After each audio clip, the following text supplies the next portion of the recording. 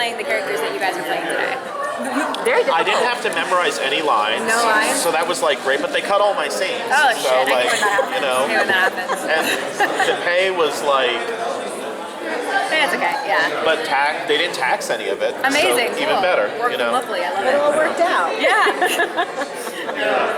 So you've played a lot of different comic book franchise situations. You're Gotham, I Zombie, right? Yes, I saw. And now you're in this. What's it like to continue on in this comic book legacy?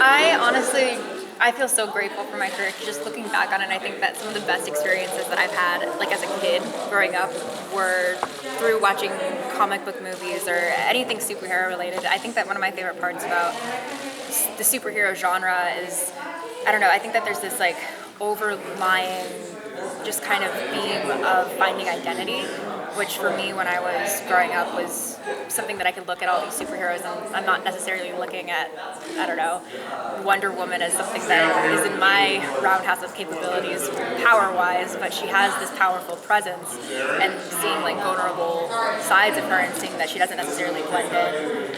I think it's just really cool for kids to watch that and kind of grow up on those. So being able to have such a love for the comics, for the movies growing up, and then being in this world, I don't know how I keep on getting so lucky, honestly, because this is just the best. Like going to these WonderCons, all these Comic Cons, and just being in these worlds, having these supernatural capabilities, and also I just like really love kicking ass on screen. So I'm definitely in like the right genre for that. But I missed having powers. I haven't had powers in a couple of years now, so being able to do it in a different way, because this is my first voiceover. I've never done voiceover before, so it was a very cool experience. Yeah. That actually begs the question. I mean, your first voice role is kind of the woman superhero icon of whenever.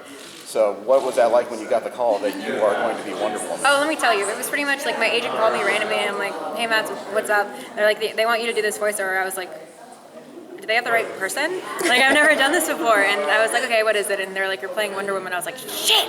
Like, okay, let's just like not even read the script. Go ahead and tell them that I'm in. Especially hearing that like DC was backing it as well. Like, I knew that it was gonna be great content.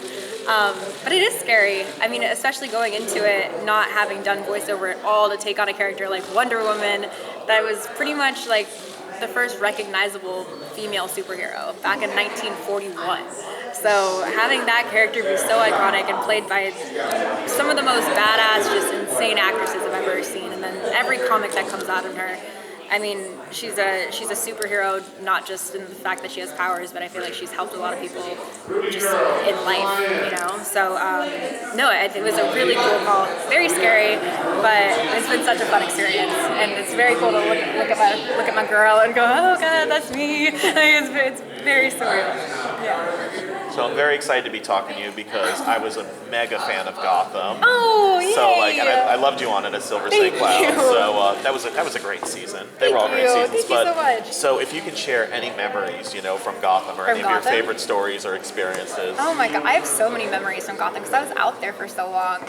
I don't know. I mean, I think that, David actually, very randomly, has been one of our closest family friends for a long time. My sister did a movie with him called Dear Dumb Diary when she was little.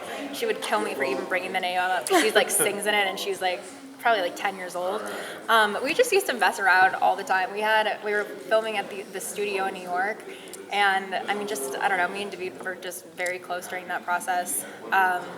During Halloween, we would work all day, and then we're like, okay, how many scenes are left? What time do you think it's gonna be? Because I have a huge love for Halloween, so we'd go to all these haunted houses after work, and then show up to set the next day so tired. But that was probably like one of the best experiences working on a show. Very fun. Do you like doing live action or voice acting better? I mean, you said this is new to you, so what do you think? Do you have a preference right now? It's not like, I wouldn't call it like a preference.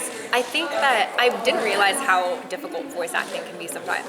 There's so much, I didn't realize how much that I rely on facial expressions and just all over body composure through acting, because for me, sometimes I have like really bad resting bitch face too. So like, just easily something like that. Like my boyfriend's here with me, and if I'm hungry, like I have a certain face on, and I don't have to say a single word. But with voiceover, you're expressing all of these different emotions, and you're trying to explain all of these things, especially with this. And I'm being honest right now, I don't know how it usually works, but with this process, they gave us a script, and then our director Carrie kind of talked us through what the scenes would be. So there was nothing that we were going off of. There's no like, I don't know, nothing to follow. So it definitely was difficult just trying to figure out like, he's like, and this and you're flipping over a motorcycle and jumping off of a roof, and then you just killed a Grimm. And I didn't know what a Grimm is. Even like, so it was definitely fun trying it out. And I wouldn't call it a preference though. I'd definitely like to step into the voiceover world a little bit more though. Very fun. Hi. Oh. Hi. I love the hair. Thank you. So, like, you know, Wonder Woman's now in the RWBY verse. Tell me if this is accurate, but I believe like her semblance in RWBY is like her, you know, her entire like outfit. So, how do you feel that is? Do you feel that's like kind of awkward? Or, like... That's actually interesting, and I haven't really thought about it that way. I mean, it's not. I wouldn't say that was necessarily like a huge factor in. Like it was kind of awkward in that way. I think that it's the first time that Wonder Woman hasn't been able to use her powers naturally. So it's kind of like that awkwardness. I mean, they're teenagers as well, so I think that there is a more awkwardness of the character in general in this movie. That you're used to seeing Wonder Woman as like this strong, like muscular, like huge, like beast of a woman. Not huge, just she has this huge presence. And in this, you kind of definitely see like a more vulnerable side to her, which show in her powers as well. And I'm not sure how much I can say about that, but you'll see. You'll see. But yeah, definitely awkwardness kind of throughout the character. Yeah, in this one. Yeah. Do you have any other characters that you've looked at and said, I could be that voice? Hell no. I've never thought about doing this before. I'm like, even today with this entire cast, they're all so talented that they're all sitting around like talking to each other in like different voices that I'm like, this is the one I got. This is I could either make it a little bit higher or a little bit lower, but like, there's not really much changing it. I mean, I don't know. A character that I'd like to voice, I don't know.